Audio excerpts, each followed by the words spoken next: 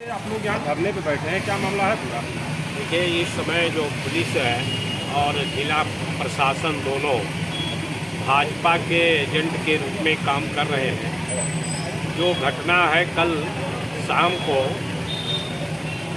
हेड़ी पकड़िया गांव में एक विश्वकर्मा जी थे, उनके यहाँ कुछ कार्यक्रम था और जिसके कारण उनके यहाँ तमाम लोग आ जा रहे थे।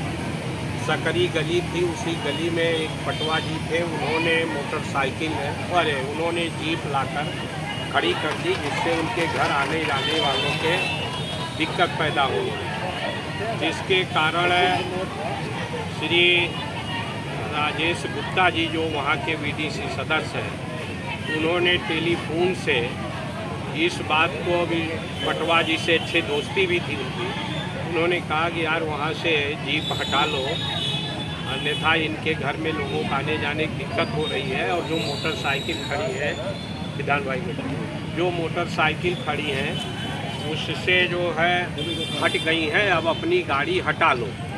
केवल इतना ही कहा था और उसके बाद कोई विवाद वहाँ नहीं हुआ।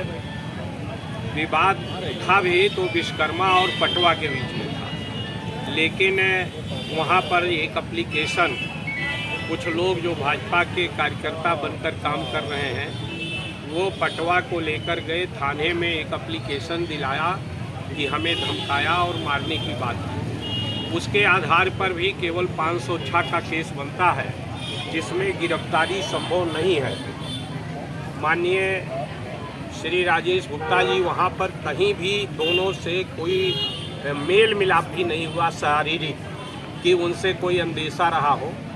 उसके बावजूद भी उनको बुलाया गया। जो एप्लीकेशन पड़ा उसमें विश्वकर्मा का नाम भी था, इनका नाम था, 3-4 लोगों का और नाम था।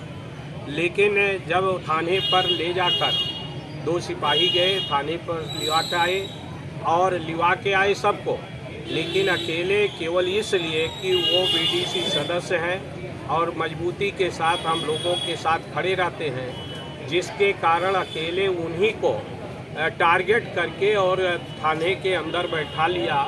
और बैठाने के बाद करीब 12 बजे 1 बजे रात में उनको वहां से जीप पर बैठाकर अन्यत्र ले जाया गया, जिसकी कोई जानकारी नहीं हो पाई थी। हम लोगों को भी जानकारी नहीं हो पाई, उनके परिवार वालों को नहीं जानकारी हुई। हमने प्रयास किया एसपी को 2 बजे फ़ोन करने को, इनका फ़ोन उठा नहीं। एडिशनल एसपी को भी हमने प्रयास किया, हमने सीईओ को प्रयास किया, उसने भी अपना स्विच ऑफ कर दिया। एसडीएम को भी हमने ये सोच कर के शायद उनके पास ले गए हों, हमने बात करना चाहा, उनकी घंटी 3 बार गई, उसके बाद भी एसडीएम ने फ़ोन नहीं उठाया और श्री राजेश गुप्ता जी को 151 में करके और ले गए जेल। रात में ही 1 बजे पहुंचा दिया। जी सांसद जी, मांगे क्या है आप लोगों की? हमारी मांग ये है कि एक तो एसओ को, जिसने इस तरह का मानवीय अवहेलना किया,